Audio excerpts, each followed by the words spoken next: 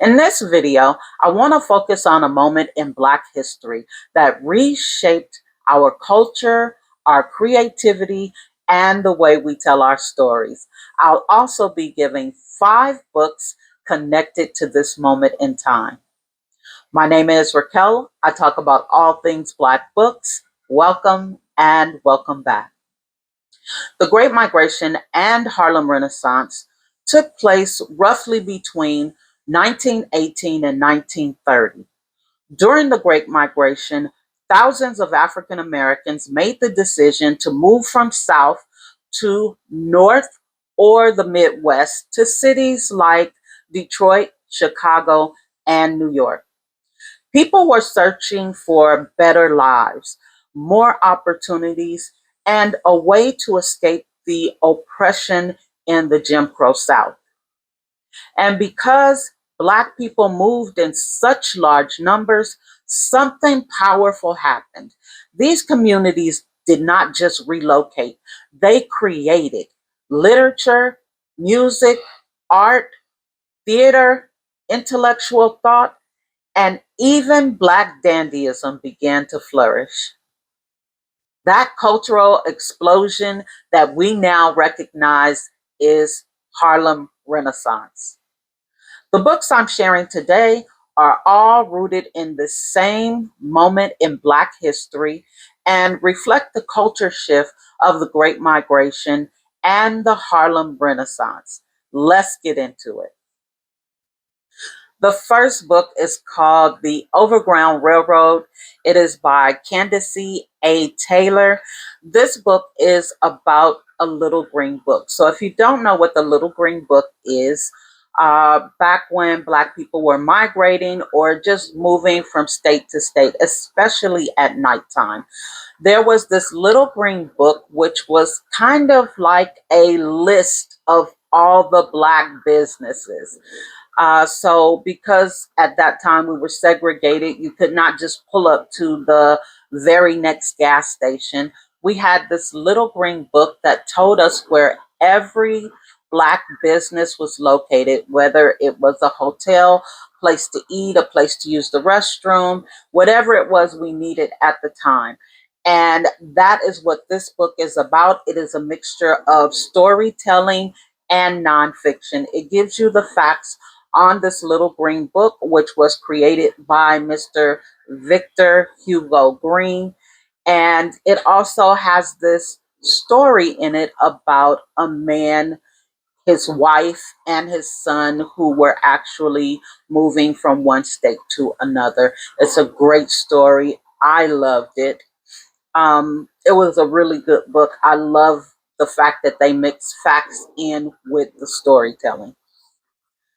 And then book number 2 is Hitting a Straight Lick with a Crooked Stick, which is by Zora Neale Hurston. It is a mixture of short stories about migrating, community, everyday life, and it is around this time. So, yeah, it's just a bunch of great stories. If everybody's familiar with Zora Neale Hurston, and it just was another one of her great stories. I did read this book, I don't know, 15, 20 years ago, really long time ago, but I did go back and read part of it. But it is a mixture of a bunch of short stories. And then we have Passing by Ella Larson. Now, this one, it plays into respectability because at the time of the Harlem Renaissance and migrating, Black people were creating sort of, I don't want to call it a hierarchy, but sort of they were like class and hierarchy and that type of thing, what people thought about you. And so this book, Passing, has a lot to do with that.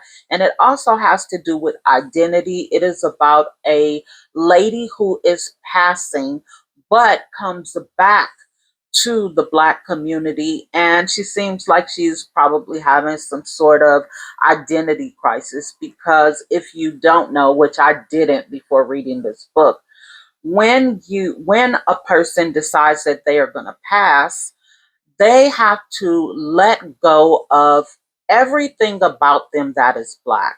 So, not only, your culture of being black, but your family as well. Everything that has to do with being black, you have to let that go and you have to live in that world. Well, in this particular story, the lady's name is Claire. She bumps into an old friend, and I guess nostalgia, she gets a little homesick, sick, and she kind of is conflicted, I feel like, about coming back and different things like that. And it happens during this time. And then we have number 4, which is Harlem Rhapsody by Victoria Christopher Murray. Now, Harlem Rhapsody is the main story is about Jesse Fawcett and W.E.B. Du Bois. But it is also about creating literature. It's about music. They were in that Harlem Renaissance. They were a part of that crowd that created and started all of these things, as well as Zora Neale Hurston and Langston Hughes and all these different people. And then last but not least, we have The Jewel of the Blues, which is by Monica Chenault Kilgore. This book connects because it is about art and music and culture. It is actually a book I recently hauled. So I haven't actually read it, but I do know that it is this time. It is about music, art, and culture. It is also about a murder mystery thriller. So these are the books that will connect you to that time, that migration, and the Harlem Renaissance area, which was a huge deal for Black people. All of these books are a moment in Black history and our culture and creativity and the way we tell our stories. If you've read any of these books and one stuck out, let me know which one and why. And don't forget to leave a thumbs up and do all of the YouTube things like, comment, share, and subscribe. Until next time, see you soon.